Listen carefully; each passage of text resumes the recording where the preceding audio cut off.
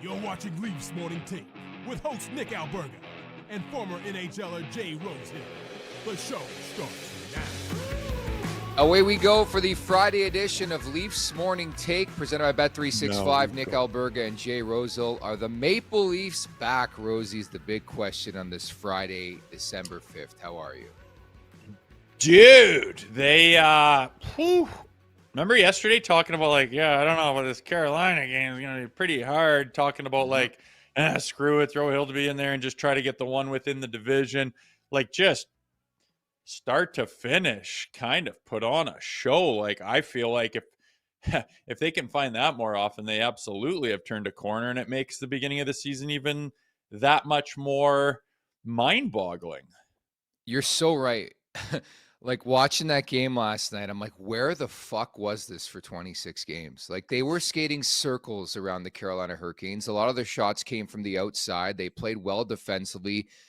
Didn't let many of those chances we've seen throughout the season, but that's what I was mystified watching that game. I'm like, am I watching the same players and the same team? And why did it take 25 games? But again, the silver lining, they won the game, but I'm actually feeling pretty damn good about this team. I know it's a 3-game win streak, but that was a big one for me after the Pittsburgh one, a depleted Panthers team who lost to Nashville last night. But you beat a perennial contender. I will be happy about it. Yeah, that was a legit test, right? Yeah, Crosby and the Pens, okay. The Panthers, big one, but it wasn't because they're missing 7 players and they're a shell of themselves. But that was a big boy hockey club. Lots of motivation for them to win too. For them to, I think they would have been tied or went ahead for first in their division, or was it even the East? Are they leading the East? Them and Washington Carolina are battling. Nonetheless, they're right up there, and they had every reason to bring it. And yes, their mentality is shoot absolutely everything on net, so the shots look a little bit inflated. But there was no grotesque breakdowns, gross odd man rushes, gross missed assignments. There was none of that. Like you said, you kept the opposition to the outside. You penetrated. You turned pucks over. You got on the forecheck. You got things to the net. You capitalized on your chances. It was just what else could you ask for? A 5-1 win. Yes, one empty netter and one weird bounce to Scotty Lots. When you're hot, you're hot. Off the stanchion. But I mean, if yesterday when we were doing this show, if you said that's how it was going to go, you'd be like, come on, that would be phenomenal. There was one blemish, however. Tell me about it. Come on, man. Come on. How many times this happened in even doing this show together in 3.5 years where we're just chilling out, we're in the group chat, it's the intermission, the Leafs come back for a period, and the guy who started the game is nowhere to be found. Can you first speak to it as a player, what goes on in that room when a guy this happens a lot, whether it's Stolars or Woll or anybody else, it was Anderson back in the day, the mentality of a player and what guy, are guys talking behind the scenes, can you believe Woll's gone again tonight, man? What the hell's going on? Not really, man. It's just there's so much on your own plate that you don't really talk about other guys' injuries. It's just oh, really? And then, oh, shitty. And then you just go on with your business. And what does that mean for the lines? What does that mean for, and at least for me, no, guys aren't whispering about that. And even if a guy's a complete Band-Aid and never battles and is so quick to throw in the towel, you just go, oh, well, that's his prerogative kind of thing. And away you go. It's not really talked about, but it's just how can we not have nice things? He's playing phenomenal. He is this presence back there that's kicking everything out. He stops all the things he should. There's no softies. And then, maybe 3 times in a game, there is a breakdown and the guy gets loose. I mean, it's another NHL team you're playing against over there. And he'll just kick it to the side, with poise and grace. And it's just easy. It just looks, he makes the game look easy and the position look easy right now.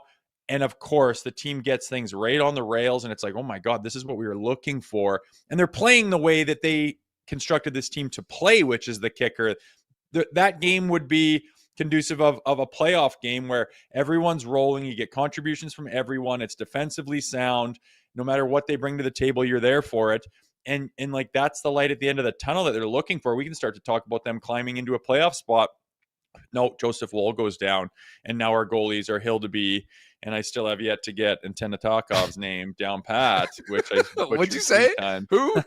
I'm not butchering anymore. It's going to become disrespectful here soon. I ruined it on the After Dark show to the point where I It's a sound like tough Don one. Cherry, but nonetheless, those are the tendies as of right now until I hear anything different.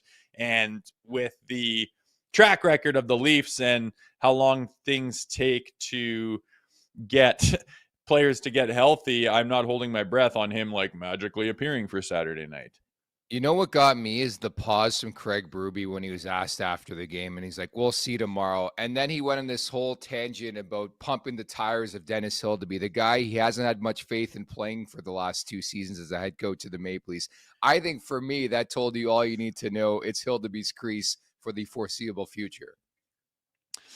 Yeah, that's what I was getting out of that too. They all the players too like quickly dismissed the fact that Woll's out, like nothing, no shade to him, but they just went right into Hildeby and next man up. I'm so fucking tired of hearing the phrase next man up. Like it's not a good thing. Is that it's the not now? like, Is that the new "Now We Go," Rosie? now we go next man. She gets some shit made. Now we go. Or I mean next man up. But like Hildeby does look great. He has gone in. There hasn't been a blemish. There hasn't been a softie. He hasn't looked out of his element. He doesn't swim around in the crease. He's looked great, but he's super inexperienced. And Joseph Woll was playing phenomenal. So it doesn't really matter if you have a guy on your team, whether it's a D-man or a bottom six, top six, a star, a grind. If someone's doing their job to an absolute T and being a big part of the result of games and you lose him, it's a huge blow no matter who's coming in behind him. So again, it's nice that Hildeby's playing well, and there's a potential that he could facilitate what needs to be done, but what a monster blow at a terrible time. You're not kidding. Jeffrey Wilder writes in, "We finally get it going, and then this shit happens." You're so right on that front, Jeffrey. And it stings because we talked about this yesterday. We're like, how are they going to deploy their crease? Maybe it's best to have Hildeby play this game. And it's probably exactly what the Leafs were thinking, because we said it. You can't play these guys 8, 9, 10 in a row anymore. Like, this is a different era. And I mean, to be frank, this happens throughout the league. It's not just Toronto. In fact, the Anaheim Ducks are another team that are currently having their third stringer as their number one right now. And Ville Husso, Mrazek's down, Dostal's down. So, like, this is a league-wide issue. It's not a Maple Leafs issue, I think, to put it into perspective. But it just that hurts a bit more knowing that Hildeby was an option. In hindsight's 2020, and they went to Woll, and it was the right decision. He's been on fire. That just sucks for me because he has been so damn good in his games and his outings this season. You feel so confident, so good. He'll make that save when there's a bit of a breakdown. And now to go to Dennis Hildeby again. He deserves to have confidence. He deserves to get some opportunity here. He will get opportunity. But again, it's a massive blemish on what was a really, really impressive victory for the Maple Leafs, Rosie. Yeah, it is brutal. And like, we're talking about it yesterday, like, is this too much? And yeah, they were playing him a fair bit, but the schedule wasn't nuts. And it's just like, I don't know. I just remember playing hockey and like your starter would just play all the time. And we were playing a shitload of games in the American Hockey League is when I'm thinking back to, some of those goaltenders that might not be as well known. And like, they didn't go down very often. If a guy like tweaked his groin, it was like, oh shit. Like that was like, geez. And now it's just like, you can put a timer on it. It's like, oh, you played 3 games in 6 nights. Like it's just like punch the clock. He goes down. Like, and I'm not attacking these guys personally, but I think a lot of it shows how like athletic and maneuverable you have to be in the crease these days, how fast it happens. Like you go down to ice level and see them snap that thing, across crease and everything, and how the goalie's position is played now. The puck didn't move like that back in the day, I guess. That's the best thing I can come up with on why goalies just drop when you play them a little bit. But back in the day, guys just ripping 70 games, holding onto the crossbar, kicking it out Bill Ranford style. It's like, okay, why didn't those guys get hurt? And they weren't in shape, smoking darts, have never seen the gym. It's like, what the fuck? Why do these guys go down like they're porcelain now? And it's such a piss off. And again, I'm not attacking anyone personally. It's just funny how you could just time that, be like, oh, you played well. I don't know. And he's down after 2 periods, and who the hell knows when he's going to come back. Like, you really yank your groin for a goalie. You're not even testing that thing out for a couple of weeks. Like, it's fucking brutal. The more annoying part about this, it's the Leafs, so we're going to get no clarity on this. We're going to be out in the dark for the next 2, 3, 4, 5 weeks. Like, we still have no clue where the hell Anthony Stolarz is. Like, he's not even skating. Like, it's scary stuff considering the way the season's going. I mean, it's good news this team is starting to find its magic a bit, but like, you can't play Hildeby every game. Who the hell are you going to? Artur Akhtiamov? Like, I mean, it's a sad reality, but like, they're almost at a point where they got to look at the market and be like, should we go call James Reimer? Like, do we got to get somebody in here? Because I think you run the risk of just burying these young guys like Hildeby and Akhtiamov specifically. I just don't know if this guy's ready for the show. I don't know anything about him. Like, me neither. It feels like it's like the 5th string that you're talking about playing these games coming down the barrel. Yeah. And like, this is like such an important part of the season strictly because of the hole they friggin' dug for themselves with playing like garbage for 2 months.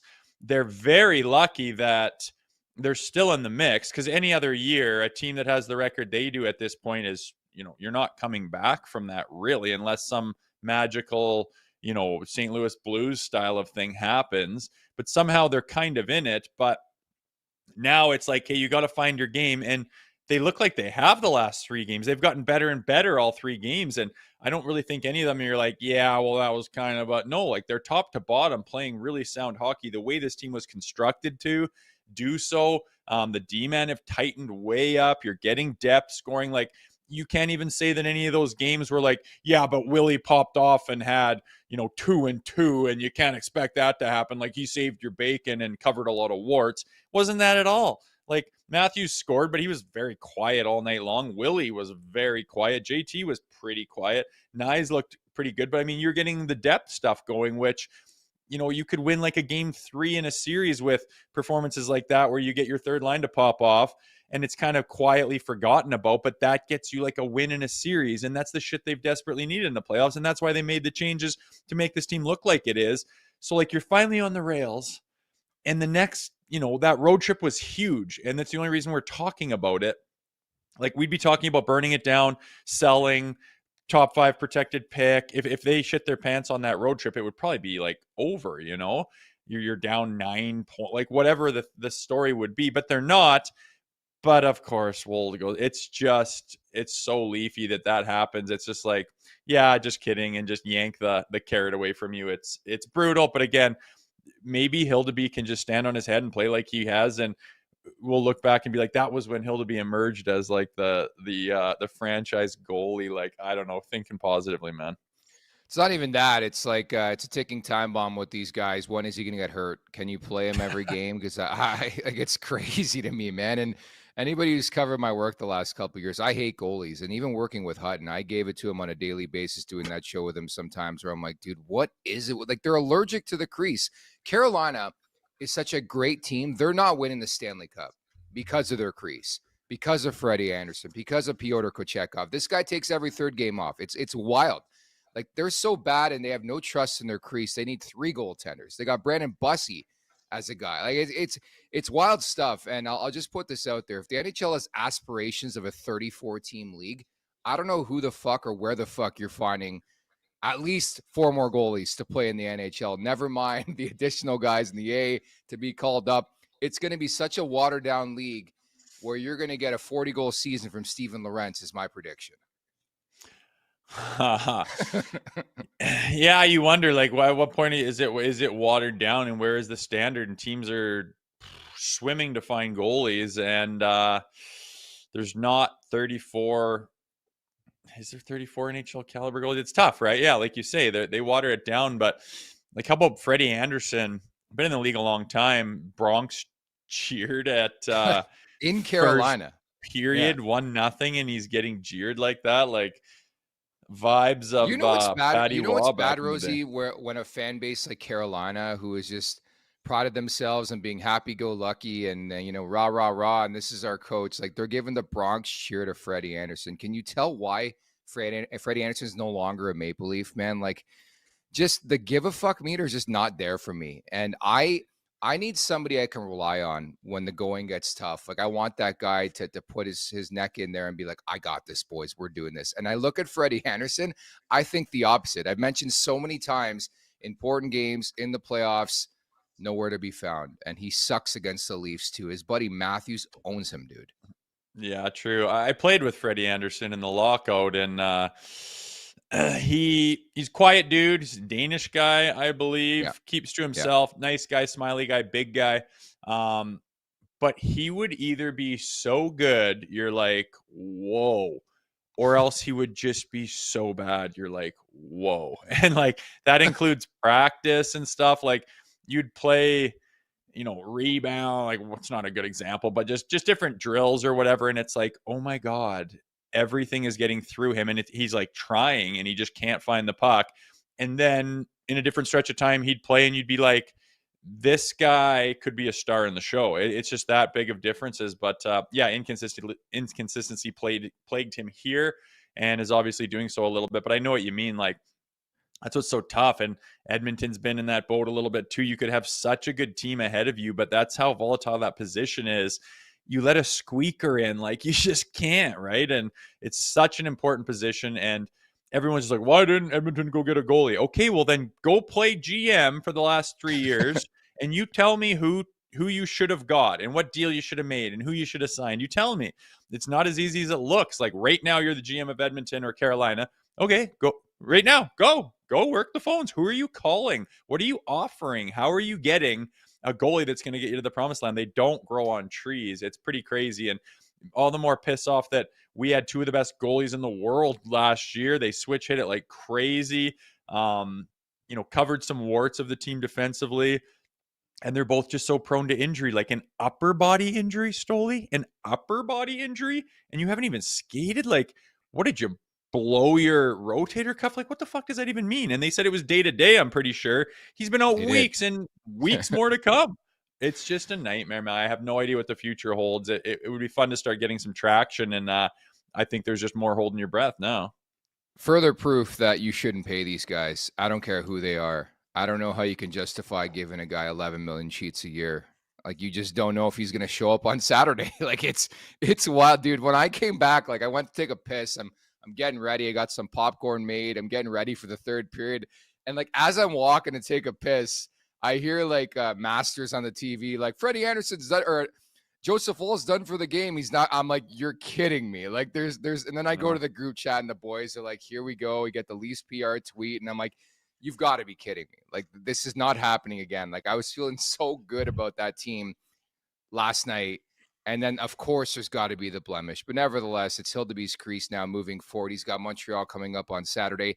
Our Super Chat charity partner is Sick Kids. Want to make sure that your question or comment gets on the show. Hit us up with a Super Chat. Proceeds from our Super Chat will go to Sick Kids, ranked the #1 research intensive children's hospital in Canada and 3rd in the world. Don't forget as well, you can catch Off the Roster, Toronto's new sports show with Cabby, Lindsay Dunn, and Dan Riccio every weekday morning at 10 a.m. on the Nation Network YouTube channel. Make sure you subscribe to that channel as well. Anywhere you stream your podcast as well. Off the Roster, the new sound in the 6. Don't miss it. But how weird was that seeing Jason Blake's son, Jackson Blake, out there for the Canes? Jason was on Off the Roster yesterday. Yeah, that's pretty cool. I mentioned yesterday I played with Blaker, and he's a character to say the least. And it's weird. He's a little older than me, but to have a kid of that age, obviously high pedigree. And it's funny, man. I guess as you get older, you start to say, oh, is that so-and-so's kid? He's not the only one recognizable name with a kid coming up to the show. But hats off to them. And like you said, go check out that show and get it off the ground. It's new, and I think it's going to be solid. What's the scouting report on your two young ones? Like, I know you don't want to put too much pressure, but do you see a future? Have they watched Rock'em Sock'em yet, or? No, I mean, I'm not a high pressure dad. There's some skating issues, some effort issues. They're across the board, but yet to be seen, dude. They're too young, but neither of them are have the intense focus that is necessary nowadays. Oh, you don't say. Yeah, no. But hey, I always say puberty changes everything, and my kids are not there yet. They're 12 and 9, so we'll see what happens when they start playing hit hockey. It's the last year, not hit hockey for my oldest, but he likes to mix it up a little bit. Bigger body, but edges and balance and intensity and all the rest of it. Ways away yet, I'll say that. The scouting report right there via Jay Rosehill at the Leafs Nation 401 on YouTube. Hit that like button, hit that subscribe button. Should mention, pretty monster guest on today's show, and a perfect timing with the Montreal Canadiens coming up on Saturday night. 9-time Stanley Cup champion Scotty Bowman back here on Leafs Morning Take in about 20 minutes or so, Rosie. He's got Stanley Cup rings on his thumbs, which is pretty crazy. I was chuckling. He's going to be a touch late. He's got water aerobics, so we're happy to hear that he's staying in shape and keeping active and keeping moving and enjoying his retirement. So, look forward to interviewing the legend and seeing what he has to say about this crazy Maple Leafs team.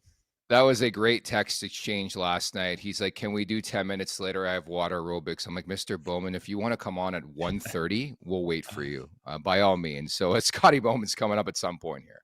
I hope he has the trunks on and the water wing thing. He's be awesome what a to legend. See him in his new element. Legend. I'm used to seeing him in a suit behind the bench. But again, glad to see he's enjoying himself, and we appreciate his time. I believe he moved to Florida, too. We'll find out if it's the same surroundings, but I do believe Mr. Bowman moved to Florida a couple months ago. So we'll check in with Scotty Bowman coming up in about 20 minutes here. Leafs Morning Take, wherever you find your podcast. Make sure to leave us a 5-star review. And don't forget to visit theleafsnation.com. Crave the Stats is a presentation of Uber Eats. Every time the Leafs play at home, you can get these exclusive deals only on Uber Eats. Firehouse Subs, Bogo Brisket Hat-Trick, Kibo Sushi, Bogo California Roll, Shelby Shawarma, Bogo Traditional Wrap. That's right. Buy one, get one. Before, during, and after the game, Uber Eats is assisting every fan's hockey experience all season long. It took 22 minutes. We can finally actually talk about the game, but we had to address the elephant in the room. The fucking goalie got hurt again, man. I still can't believe it, man. Like, I was feeling so good. You know me. I've been in a really, really dark place about this Maple Leafs team for a couple weeks now. I got no energy surrounding them, and then they give me a reason to believe, and then the guy who's been the reason goes down. But anyways, I believe in Dennis Hildeby. Can you believe first team in 12 years to score in their first shot, like in 4 straight games? Like, that's the one thing I'm watching on Saturday night now. Well, I kind of thought that would be like the first team in history. I thought it was twice in a row. I didn't know it was 4 times in a row. I can't believe 12 years ago, which is like 20. What year is it right now? In the early 2010s. 2013. You would have been in the league probably. Yeah. Who scored first shot 4 games in a row? That seems like a trivia question that you'd be like, no one's ever done that. But that is wild. I guess it is true. Watching the game, it's like, shit, they're already on the board. You're just kind of sitting down, getting your shit ready, and away they go. But yeah, they have had problems in this season so far scoring first. And I think the stats are like 75% chance you're going to win the game if you score first. Like, you're definitely putting yourself behind the 8 ball. And like I said, they were getting scored on first all the time through that mucky period in October, November. But obviously helping themselves out by bringing on the first goal. But I didn't know it was four games in a row. That's pretty wild. Pretty crazy. And, the biggest thing you can notice when a team's jiving and feeling good, and again, you can speak to this, a very lively bench. If you recall, during all those ugly, crazy, chaotic losses, they would pan to the bench and everybody head down, nobody talking. And I think it's so great from a communication standpoint. And I say that because this newfound third line, that's 3 games in a row, and they set the tone of the game, scoring in the first minute, talking about Joshua, Waugh, McMahon, 2 tucks for him, 1's an empty netter. But like, this is a really, really good thing to see, because to your point off the top, when I think back to this game, it wasn't about Nylander. I didn't think he did much last night, which is fine. Quiet night for JT, quiet night for the captain. But when you get scoring like this and you're rolling 4 lines the way they did, more times than not, you're going to win hockey games, Rosie. Yeah, dude. I mean, that is why that is what this team was constructed as. That right there, that's what they were looking for, and that's why through all the tumultuous times, I wasn't hard on Tree Living, because I'm like, he like it made sense at the time. Everyone was on board. Just because these guys look like dog shit, it's not really Treliving's fault. His job is to say, I need to acquire players that fill these molds and build a well-rounded hockey club that checks a whole bunch of boxes, that is able to play different types of hockey through the different parts of the season. And I think that he did that, and everyone was kind of on board. And then they shit their pants. Everyone's like, fire Treliving. Well, the same people were probably, maybe not all of them, but probably pretty on board with the moves he made. He gets torched for a month straight. I wasn't part of it because I didn't think that that was the problem. Like on paper, this team is way better than they were playing in October, November. And then you see last night, boom, that is what it's supposed to look like. You roll the lines wave on wave. Whether they get it deeper or they're making plays, but they create turnovers. They can bang, they can crash, they can work. If they chip in offensively, that's fantastic. But that's a well-rounded line right there where when the Nylanders and the Matthewses and those types of players are getting a blow, it's not like, oh, hold on for dear life and lose all the momentum and play in your zone the whole time and whole shit, got to get those guys out there again. That's just not conducive to winning in the playoffs. We've seen it a million times.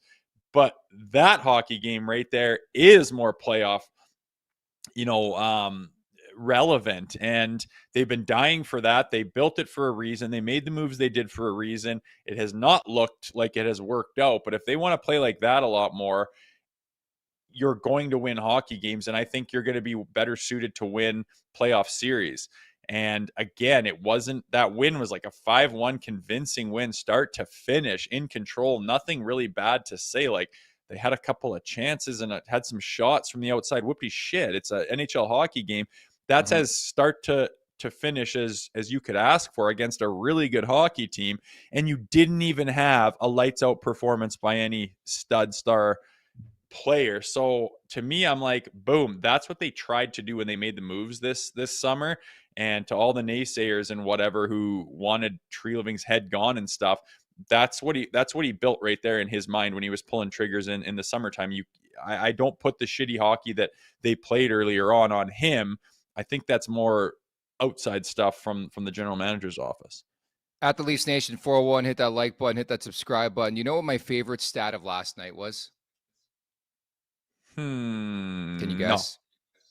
No. Austin Matthews blocked 6 shots. The Carolina Hurricanes blocked 4 as a team. Is that buy-in to you? Like, I know you're still questioning where this guy's at, and I tend to agree with you. I thought for the most part, like something was just a bit off with that top line. I know Knies scores that goal. Domi makes a nice play on the Pappy 3-on-1 there for his 11th of the campaign, but it just seems like something's amiss with Matthews. But man, if you're getting that type of buy-in from your captain, blocking 6 shots, I think 3 of those were on the PK, like that's got to be positive energy throughout the roster, no?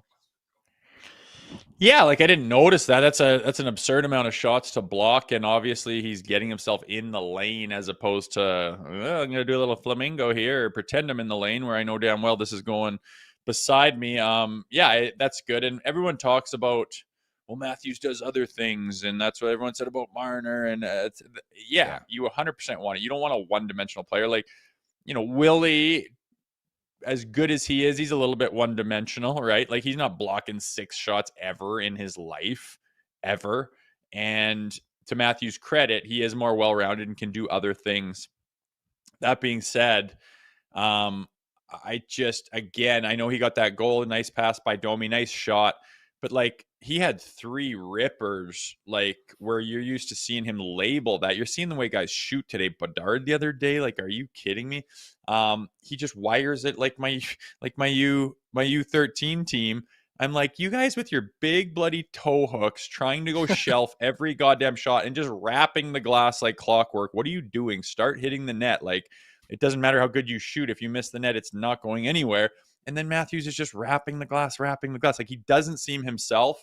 But again, if he doesn't have it on that side of things, no question, it's a positive seeing him step up in other ways like blocking shots and getting penalty kills out there, because the PK has been hot as could be. They have, and I love how you're like, I'm not an intense coach, and you're literally tripping guys on your team for having toe hooks. Like, which way are you? But yeah, the PK is a great story, and I think there's a coincidence there with Scotty Lawton coming back. That's now 6 games since he came back. I thought he was great. He's so effective, man. he brings so many different things to the table. They've killed 16 of the last 17 power plays off here. Yeah, it's pretty nice. And Scott Laughton's starting to emerge as the player that they wanted him to be and that they knew he was, and that the market really hasn't seen so far, to be honest with you. And again, I can't say enough about just how he solidifies that bottom six. Everything he just seems to be the keystone that you shove in there, and then everything holds tight with lots in there, and you're starting to see that. And I think he deserves to find his game and start to contribute. And I figured that once that monkey was off his back, which he got on the previous game to last night, you could see it in his face. A lot of pressure was relieved from him, and he's a guy that cares so much that kind of pressure and scrutiny, it weighs heavy on his shoulders. And I'm just thrilled that he's a guy who is, by all accounts, starting to get her going. I love the videos after the game of Lots in the room talking. Like, he just got that little jab left and right. You could tell he's so loose with the team, and the team's loose with him. And it's just great from camaraderie standpoint, but just a sort of team spirit standpoint. And the chemistry is growing by the game here. It's 3 straight wins here for the Maple Leafs. At the Leafs Nation 401, hit that like button, hit that subscribe button. So excited, so happy to bring in today's guest, 9-time Stanley Cup champion, the legend himself. It is Scotty Bowman. Mr. Bowman, how are you today? Oh, good. Scotty, Nick, yeah. Is that Nick? It is. How Nick are and you? Jay here. Can you hear me? We got you. How you been? Oh, okay, good. Yeah, I got back in time. I was a bit of a rush. I go water aerobics in the morning with a bunch of women, so I got out early. It was okay. I had a couple of other friends of mine that went with me, and we had a good time. And you're down in Florida too. Your joints must be feeling good. Water aerobics, the humidity. I imagine you're moving and grooving. Pretty good, yeah. November was a great month. I came down middle of October. I only been to one game with the Lightning. It's a long trip now. It's not long in distance, but the timing it's tough to get there. So I can do the weekends pretty easy, but during the week, it's only I can get back in an hour, but it takes 2 hours to get there. Oh, and so wow. if you go after 3:30, well, if you go before that, you're sitting around for 2.5 hours, before the game. So, but I can see a lot of games. I saw a lot of games last night. Yeah, God bless TVs, right? And that's exactly what we want to talk about with you. The Maple Leafs, after a very turbulent start, Scotty, have won 3 in a row here. What was your read on the performance last night in Carolina? Well, it's very important with certain teams that you play against, and Carolina is probably the one I'm thinking of probably the most. Getting the lead against a team like Carolina is crucial. And, they play an up-tempo game, and the Leafs scoring early and then getting a good lead. It takes a lot of the game away from Carolina, the way they play, because they play a high-paced game. They pinch in. They do give some breakaways, but they have the puck a lot more than the other teams usually. But I think what the Leafs are proving the last few weeks is the depth of the teams this year is going to be crucial with a fast game, so many injuries now, and a condensed schedule. It all adds up that you're not going to be able. I mean, there are teams that are going to use their top guys quite a bit, as we know. I don't know if they're going to be able to do it even after the Olympics, but it's quite a pace. When you're going 6 and 11 nights or 4 and 6 and a lot of back-to-backs, I thought the difference in Toronto the last couple of weeks is the ice time that most of the players are getting. And I guess it's a result of some injuries to players, but especially on the back end without Carlo and Tanev, 2 right-hand defensemen, but they picked up Stecher, so that was a good pickup.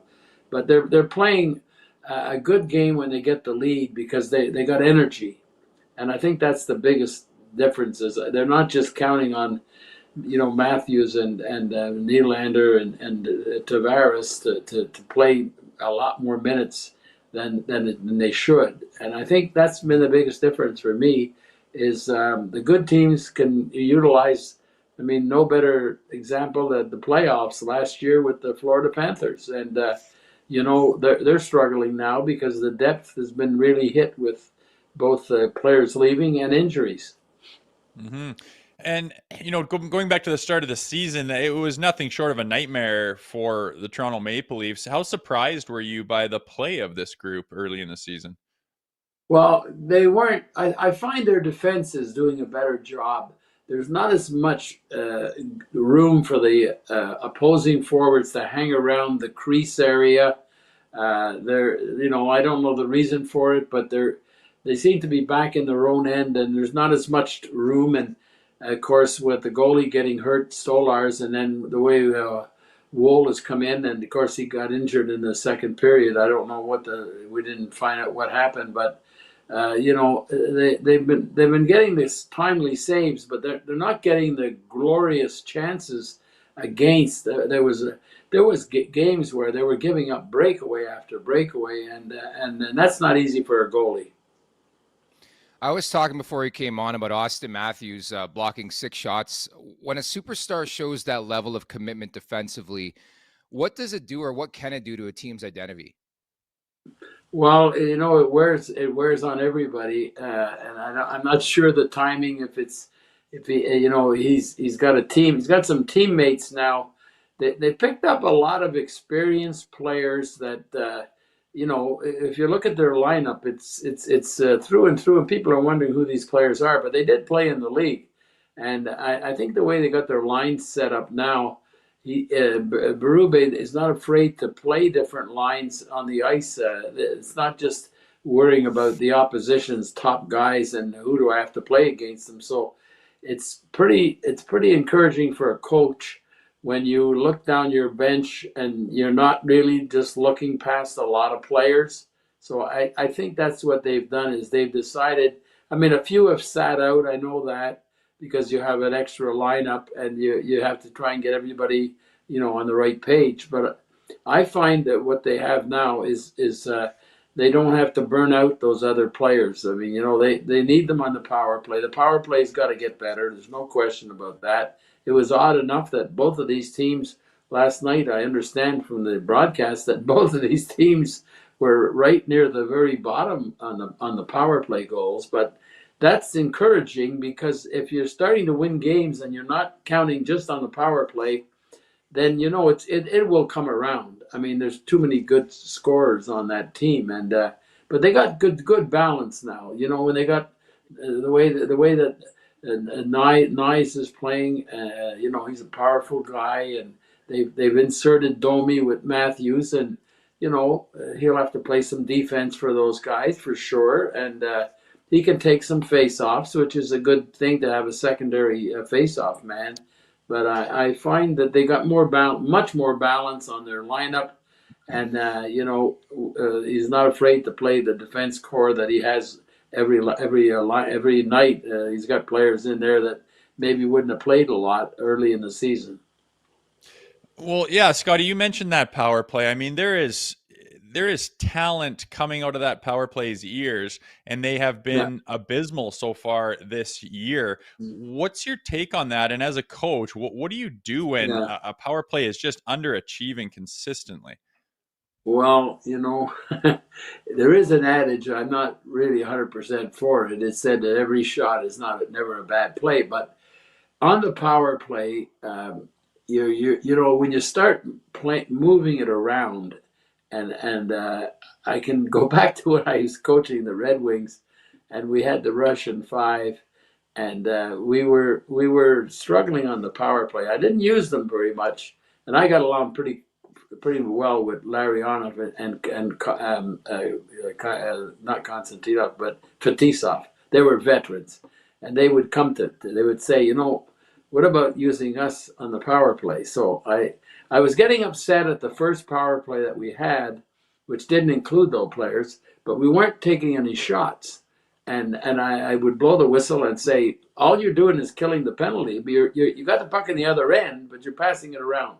So I tried the Russian. I said, okay, they wanted to try at it. And I used them one day of practice. I blew the whistle after 30 seconds because I had said, if you don't take a shot, I'm going to blow the whistle and we're going to change. And they kind of laughed and they said, well, we're not used to taking shots unless we have open nets. I said, well, if that's the case, we're going to have a hard time playing you on the power play. But I think going back to Toronto, you've got to have that shot from the point that would result in a takeaway. The puck doesn't always have to go deflected in, but it's your power play is often retrieval, and so if you never take a shot, you're going to keep the puck, but are you going to take you're looking for the perfect shot? You're looking for the backdoor play. There are some. Chicago's done a good job. I don't know who's doing the power play. I think it's I'm not sure. It's Mike Vellucci. Yeah, he does the power play, and Pekka does the penalty kill. They got a pretty good organization now on the coaching staff. But I think that when you look at the one play they have Bedard, of course, that can pass and shoot, but they have that play that Pittsburgh uses a lot, and I think Vellucci brought it because he was in Pittsburgh with Mike Sullivan. It's the play that Crosby uses at the goal crease. You think he's playing goal, but he's getting way down on his legs, and he's blocking the puck, and he's got that tap in at the far post. And Bertuzzi's scoring goals now.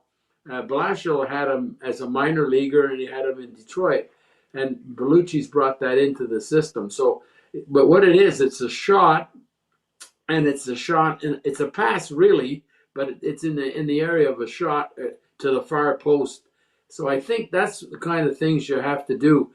If you're going to have a tap in, you gotta have that system. You gotta have other passes around. But I think maybe taking shots from the point, if you can teach your players retrieval.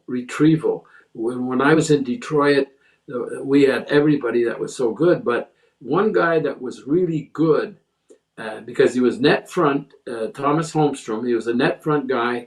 He succeeded Dino Ciccarelli, who was one of the best in my era when I didn't even have him in Detroit, for being around the goalkeeper, not in the crease, but retrieving the puck. In other words, if the puck went off behind the net or if it went to the side, they left the front of the net. They went and got the puck.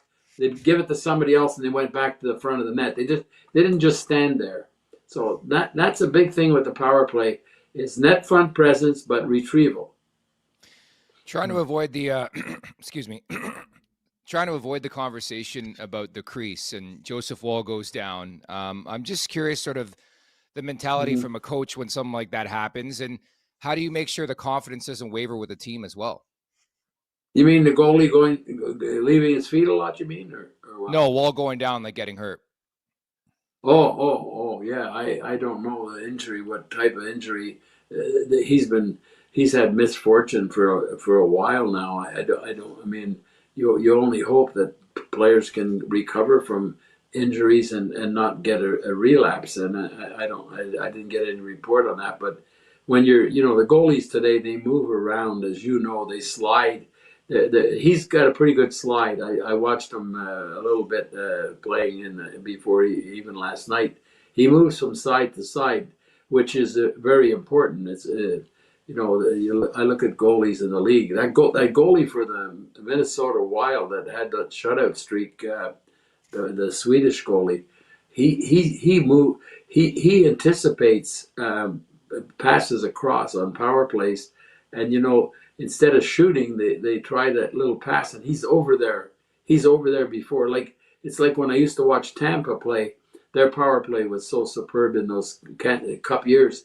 Stamkos on the one side, Kucherov setting everybody up, Point in the bumper, and Hedman at the top. And they had a net front guy that could go and retrieve pucks, usually Cirelli or Paul. And but Stamkos, the goalies, unless they anticipated that pass across, Stamkos would have open nets from the dot because the goalie never got across. And that's something that goalies, I'm sure they study it now. And the ones that can get across, Woll can get across pretty quick. He's good side to side, so he's going to make some of those saves. But unfortunately, Definitely. what's the injury? Do you know anything about injury on him or not? I don't know. They're just saying lower body injury. That's about it. Yeah, but But was it it's was been a it tough knee? year Was it? with Stolars and Woll, right? Yeah, Well, they sure. haven't I mean, they haven't you need to. said yet, Scotty. We don't know, but like in your day, like we get frustrated with the Maple Leafs. I mean, they are so off base with what they give to the media as far as injury reports. You know, it'll be day to day, and the guy's out 4 weeks. You don't know what specific part of it. In some of your era, I mean, targeting was a real issue, and playoff Yeah, it series, is. you get greasy out there. Do you think the Leafs are too tight-lipped about the way they report their injuries, or is there a reason for it? I think it goes through the league. We're a copycat league. There's no question about it. When things work for teams, and it seems that whenever that happens, like it's there's things that happen and they're automatic. Like a coach has to be interviewed after every game, and sometimes the question. I mean, somebody gets hurt in the third period and all of a sudden the question comes up, what type of an injury does he have? Well, I mean, by that time it may not even be diagnosed. So I know why they're doing it. You never know. There are players that could target other players, and I'm not familiar with what they're saying all the time. I don't see every press conference, but I do know that the information you give at a press conference, it's compulsory press conference now. I think because it's throughout the league. There isn't a coach that is not interviewed after the game, and which they want to give it to the media, give the information, but at the same time, you got to be careful what you say because it can be translated into a lot of different situations. True. Much different era for sure. And we'll see over the next couple days here what happens with Joseph Woll. Appreciate your time today, and we'll talk soon. Happy holidays, okay?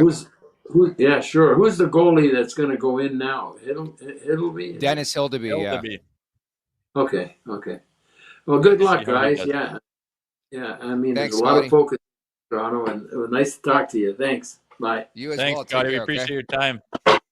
Okay. One of the best, 9-time Stanley Cup champion, Scotty Bowman. And that was a really good question at the end, Rosie, about like how somebody like that who has been around the game for many, many years feels about how tight-lipped the Leafs are. I mean, they're not like there's some teams who are comparable, but like for me as somebody who covers the league quite a bit, like I don't see a team that's comparable in my eyes to the Leafs, how tight-lipped they are with injury. Like it's crazy, man.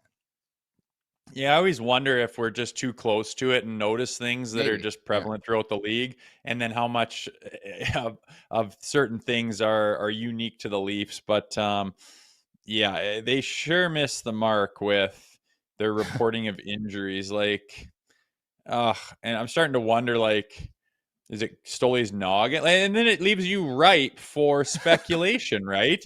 Like when you don't say anything now, like I'm Be on careful air with the going, spec. Be careful with the spec here. Stoley have a conky or what's going on? I Want thought you leave Deno was yourself getting open traded. to speculation. Now conky Stoley's all conked up. Like that's what you get when you don't say. I don't know, True. whatever. Like if you say his shoulder is bugging him and he's rehabbing, maybe someone's gonna go after his shoulder. Like, let's get fucking serious here. It's frustrating just being in the dark to the point where it's just you're just ready to run wild with speculation because you're just gonna get nothing out of the organization. And here we go again with Woll waiting for something to break. Day to day, we'll see what we need some time here to sort out what's going on. It's a lower body injury, and we're just going to take it here and get some new reports. And you're going to get that for the next 3 to 4 weeks, I'm sure. Nonetheless, next man up. Yeah, that's our new campaign, I think, coming up in the spring. If the Leafs can somehow find a way to weather this storm and get in the playoffs, Now We Go is going to be next man up. That's our approach to everything. But man, it's just been a crazy 24 hours, but it's so Toronto. And again, the blemish on what was maybe the most impressive victory of the season. I thought OEL was fantastic in that game. Such an active stick. I think he got the belt after the game. Like just so many positive. 10 different Leafs recorded at least a point. Stecher logged a team high 24-20. Time. Like this guy, dude, it does not make sense to me. And we talked about this yesterday. that Troy Stecher was a castaway on a team that's been to back-to-back Stanley Cup finals. They're like, fuck this. We don't want this guy. Comes to Toronto. I love the mentality first and foremost. He knows this is probably his last shot in the National League, and man, he is seizing it right now. Yeah, it's funny. Sometimes a change of scenery just does things. And back in the day, they used to make trades all the time. Like, let me try this guy here. I'll give you this guy for that guy, and just do hockey trades all the time. They never happen anymore.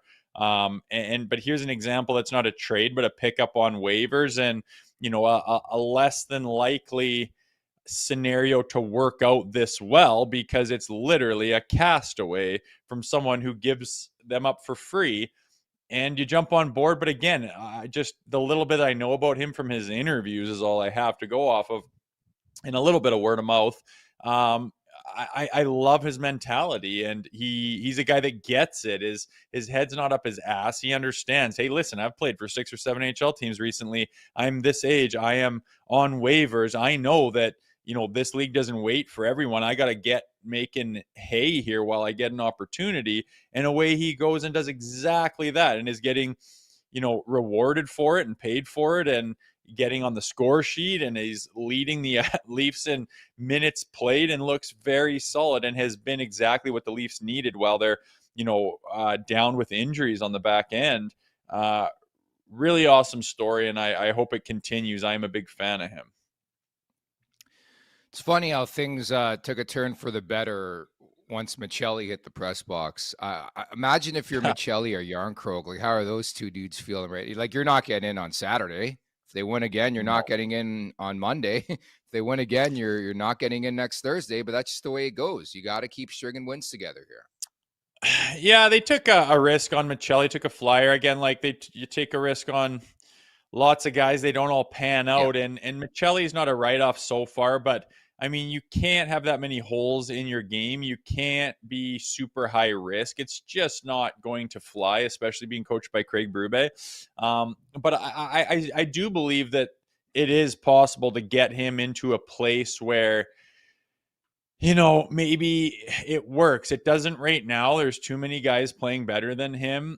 He's either non-existent or a ghost out there, or else you notice him making turnovers. That's not good enough. But he has an ability to be a playmaker out there. And if he finds, they get some injuries and he finds an opportunity to play, and all of a sudden starts to find a way to play more defensively sound while still being a facilitator, I think there's still room for him to play on this hockey team and contribute. It just certainly isn't right now based on what we've seen so far this season. Anything you want to add on the power play? 0 for 2, now 10 for 68 on the seat. You got anything? Like, I don't understand. Like, I guess they didn't go with the 5-forward set yesterday, but at which point is Berube like, you know what, Savvy? I fucking got this, okay? I got this. You take a back seat. You chill out. You go do something else. I got this power play. Like, we have to be getting to that point, right? And then what's he do? Walk around, and does he go into the power play meeting? He does other stuff, obviously. Yeah. Oh my God. I don't know, dude. Like, again, it's an anomaly. Crazy to have that much skill. Maybe there's so much skill and it's different skill, but it's not different skill.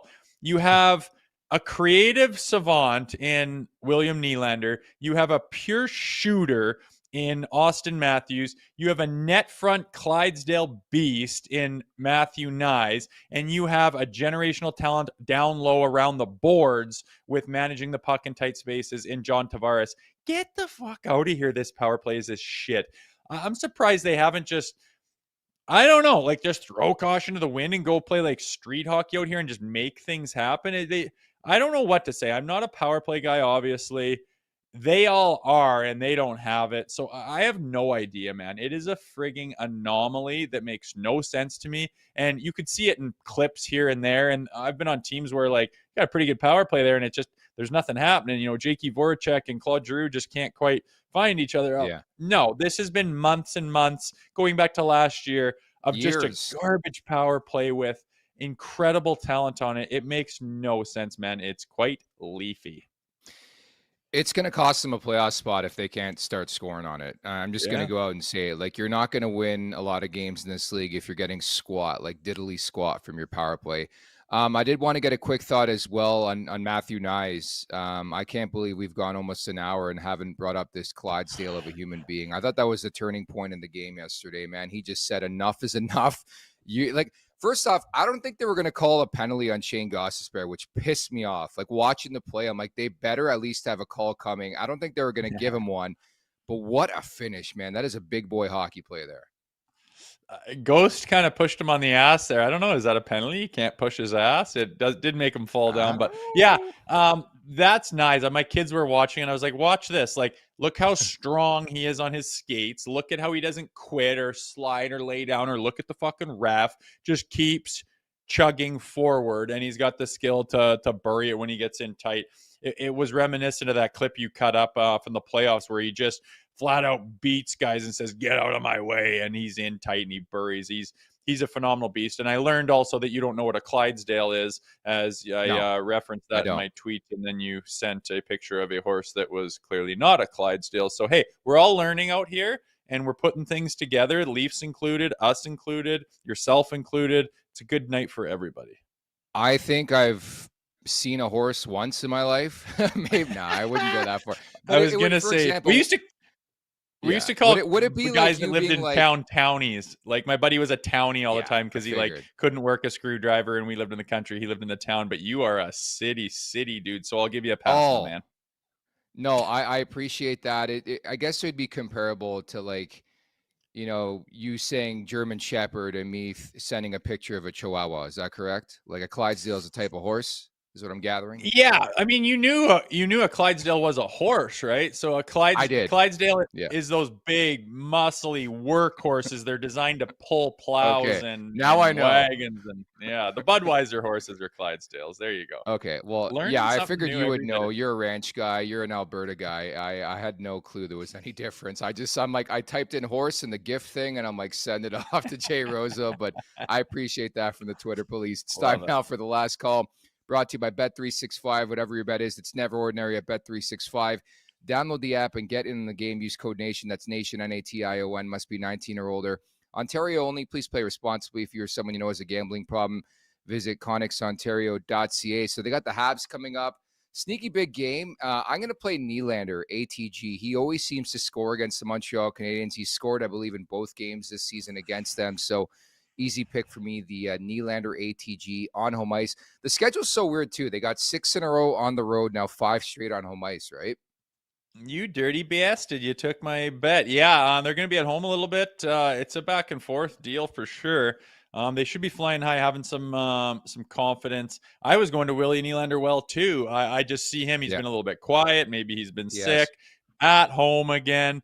Against Montreal, I could see him popping off. I got him at 2+ goals, which is going to give you some of that sexy plus money. No, sorry.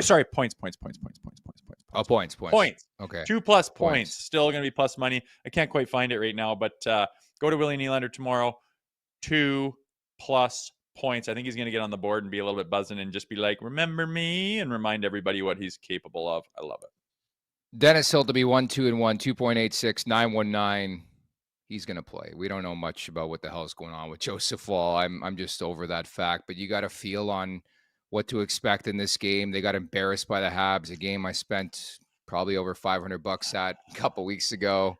Vivid memory of that. But how are we feeling about this Habs rematch here? Well, I mean, Hildeby has jumped in there a lot this year and done very well. He's looked great. It's going to be a different ball game knowing that the spotlight's on him and the fate of the team might feel like it's on his shoulders. I hope it doesn't, but the reality of the situation is it might. He's not very experienced, but again, I don't know what to expect. I mean, it could go one of two ways. He could continue playing the way he is and kick everything out and give him a chance to win. Very, very possible. He could, flounder a little bit in the big bright lights and being back in TO and playing the Habs and Saturday night and all the buzz around the world about what's going on with the Leafs goaltenders.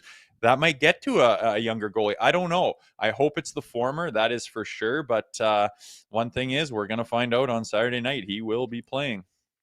Just seeing on Twitter as we log off here. Right? Pardon me? They haven't announced anything on Woll, but in my mind, there is. I'm like breaking news. I forget about that shit. There's not a chance in hell he leaves the game and is going to play Saturday night. I am fully expecting Hildeby to be between the pipes.